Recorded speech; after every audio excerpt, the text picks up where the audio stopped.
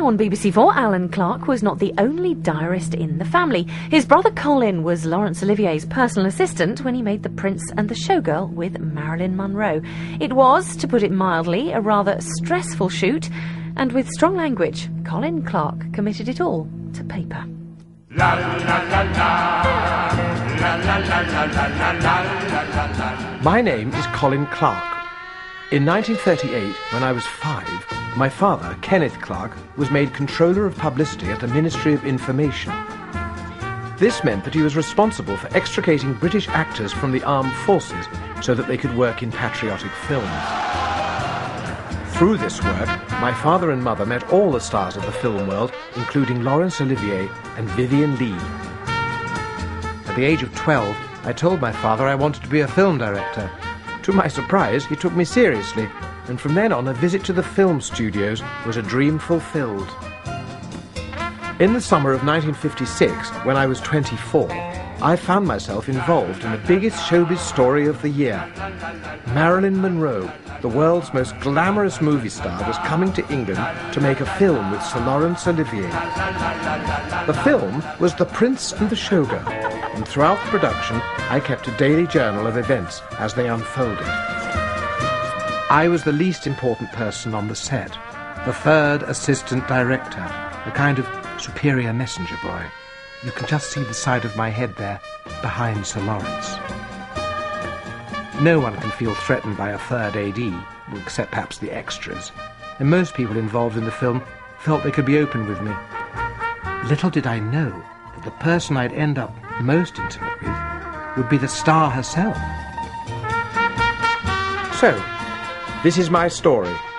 The Prince, the Showgirl, and me.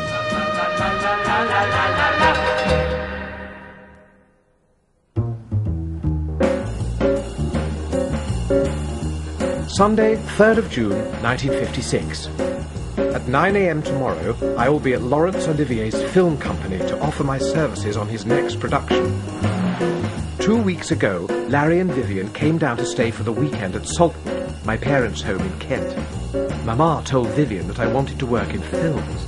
I was mortified, but Vivien just gave a great purr and said, "Larry will give Colin a job, won't you, Larry, darling?" I could see Larry groan under his breath. "Go and see Hugh Percival at 146 Piccadilly," he said. "He might have something." So, that is where I have an appointment in the morning. Could be fun.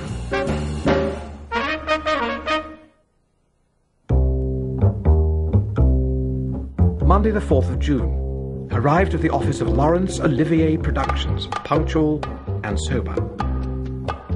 Mr. Percival is a tall, thin, gloomy man with black-rimmed spectacles. He puffs a pipe continually. "Yes, what do you want?" "I want a job on the Marilyn Monroe film." "Oh, you do you? What as?" "Anything." "Well, we don't start filming for 8 weeks. You really should come back then. I'm afraid I misunderstood, Laurence. I thought you were coming to interview me about the film." Blind panic. I must say something. "Can I wait here until there is a job?" "Well, it's a free country, I suppose. But I'm telling you, it's going to be 8 weeks, and then I can't promise anything. Good day."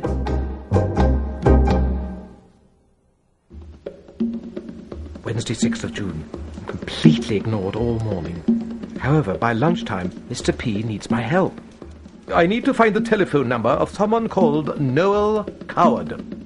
Mr. P pronounced the name very carefully, as if I was an idiot. "You will have to call X and he will know why. He will give it to you if you say you are calling for me." I rang Saltwood. "Oh, Carl, how lovely to hear you." "Mama, this is urgent. I need Noel Coward's number right away." "How exciting!" I could hear Mama looking at her voluminous card index. "Here it is." Straight into Mr. P's office with the number. That was very quick. Good. Ah, these tiny triumphs.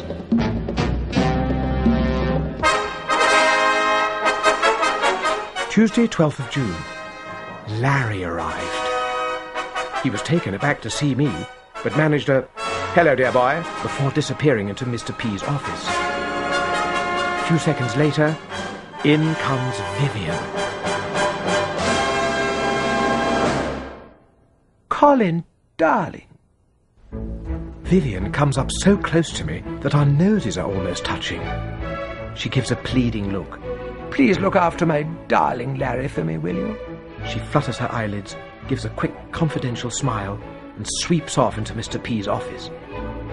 After 10 minutes, she reappears, kisses me on both cheeks with her lips pointing at my ears, and goes off with her chauffeur. Larry stays about an hour before he and Mr. P go off for lunch at the Ivy.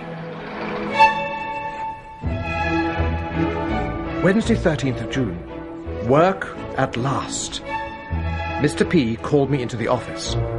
You might as well know everything we're doing if you are to be of any use.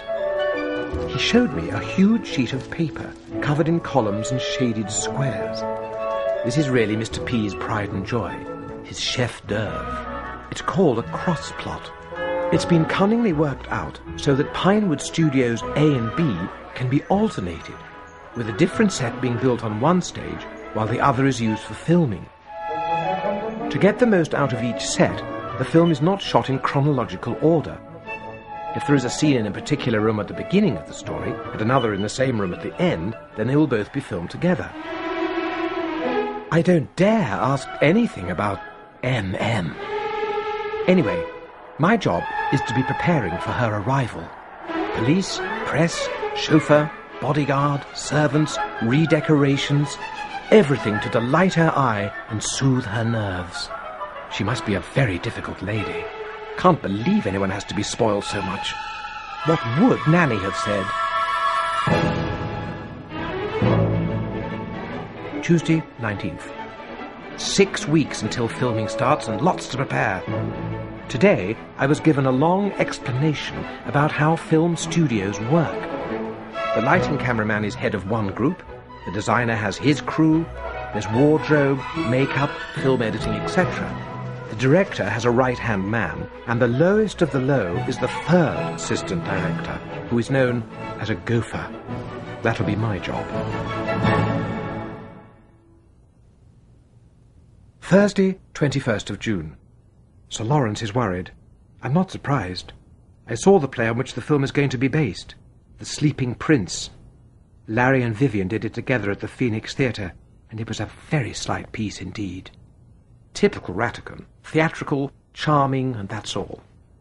Vivian was enchanting as ever, but I thought Larry was at his worst. He has an old-fashioned notion that it's funny to play European royalty, and he gets wooden and mannered. Hardly Hollywood.